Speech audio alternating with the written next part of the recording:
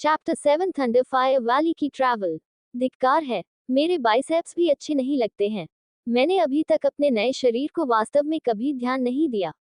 मैं पतला दिखता हूँ लेकिन मुझे नहीं पता था कि मेरी मांसपेशियां छिपी हुई हैं।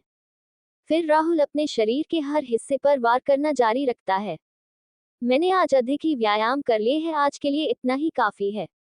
राहुल मुस्कुराते हुए मन ही मन सोचा। फिर राहुल स्टोर रूम में ही लेट गया। थोड़ी देर बाद राहुल उठा और उसे पूरे शरीर में दर्द महसूस हुआ। फिर दर्द सहते हुए राहुल स्नानागार में नहाने चला गया।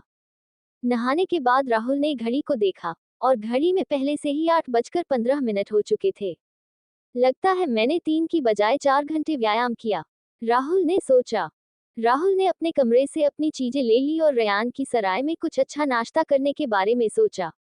राहुल अपने कमरे में पहुंचकर 2 स्क्रॉल और दोनों थैली को झाड़ियों के पास एक छिपे हुए स्थान पर छिपाने से पहले कपड़े और हुड पर रख दिया, जिसे राहुल अनाथालय के मैदान के कोने पर एक पेड़ के पीछे खोदा था।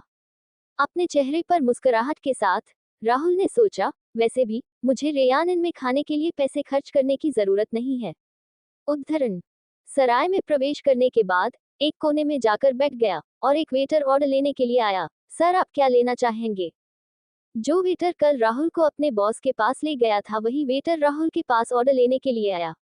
बस मुझे अपने सबसे अच्छे और मजेदार भोजन लाओ और अपने मालिक से कहो कि उसे किसी भी चीज की चिंता करने की जरूरत नहीं है।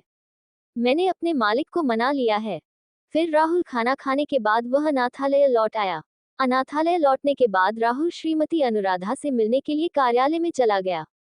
राहुल को देखकर श्रीमती अनुराधा के चेहरे पर एक गंभीर भाव था और उसने पूछा, ठीक है, अब राहुल, क्या आप मुझे ये बताना चाहेंगे कि आपको इतनी सारी सोने कैसे मिली?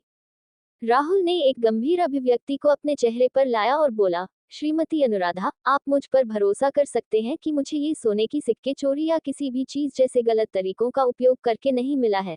आप कह सकते हैं कि यह मुझे एक धनी परिवार द्वारा मुआवजा दिया गया था। उन्होंने मुझे दुर्घटनावश घायल कर दिया था और मुझे मुआवजे के तौर पर सोने की सिक्के दी।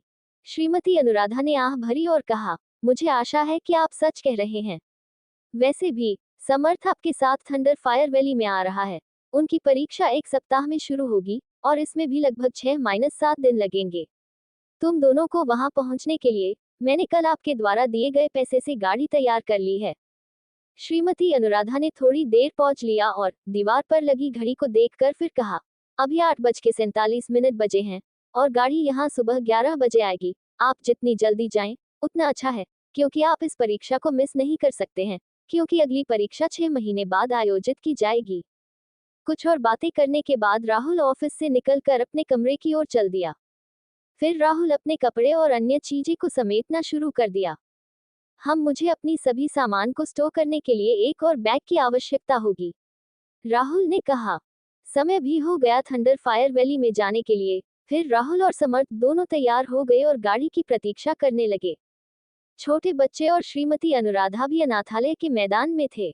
बच्चे बहुत उत्साहित थे क्योंकि श्रीमती अनुराधा ने बच्चों के लिए खिलौने और मिठाई जैसी कुछ चीजें खरीदी थी और सभी चीजें साथ लेकर आए थे। राहुल ने जो पैसे उन्हें दिए थे उसी से वह सभी चीजें खरीदी थी। फिर अनाथालय के मैदान पर गाड़ी भी आ गई। श्रीमती अनुराधा ने कहा, राहुल, समर्थ, वहां जाने के बाद आप दोनों सावधानी से रहना। ये दुनिया बहुत क्रूर है, इसलिए आप दोनों को सावधानी से बाहर चलना होगा। ध्यान रखना। सभी को विदा करने के बाद राहुल और समर्थ दोनों अपने अपने बैग लेकर गाड़ी में चला गया। गाड़ी के अंदर समर्थ उदास होकर बोला, अब अनाथालय में कोई बड़ा योद्धा नहीं है और जो भी है वह सब छोटे छोटे बच्चे हैं। चिंता मत करो भाई, हम उन्हें देखने के लिए यहाँ आते रहेंगे। हमें बस मजबूत तेज होना है। अगर हम मजबूत हो जाते हैं तो हम आसानी से धन कमा सकते हैं और यहाँ भी अधिक बार आ सकते हैं, राहुल ने समर्थ से कहा। थंडर फायर वैली की हमारी इस यात्रा में कोई मुसीबत सामने नहीं आए और हम सही सलामत थंडर फायर वैली पहुंच जाए, यही आशा करते हैं, समर्थ ने राहुल से कहा। आज दोनों को अपना शहर छोड़े हुए 6ठा दिन हो गया था। हर दिन शाम को सुबह सुबह प्रस्थान करने से पहले किसी छोटे शहर में रुकते थे, क्योंकि थंडर फायर वैली की ओर जाने वाले मार्ग की योजना पहले से ही अंकल ली द्वारा बनाई गई थी, जो गाड़ी चलाते हैं। रास्ते में दोनों कई अनोखी चीजें देखी। दोनों लोगों को रॉकेट की गति से उड़ते हुए भी देखा, जो वास्तव में मन को झकझोर देने वाला था। वो हवा की तरह आया और चला गया। फिर आज दोनों उस क्षेत्र में प्रवेश किया जहां थंडर फायर वैली स्थित थी। कुछ आवाज सुनकर राहुल और समर्थ दोनों ने परिवहन से आसमान की ओर देखा और दोनों को एक झटका लगा। आग की लपटों में घिरा एक बड़ा विशाल पक्षी थंडर फायर वैली की ओर तेजी से उड़ रहा था। दोनों ये देखकर चकित रह गया कि एक बड़ा पक्षी आग की लपटों में घिरा आसमान में उड़ रहा है।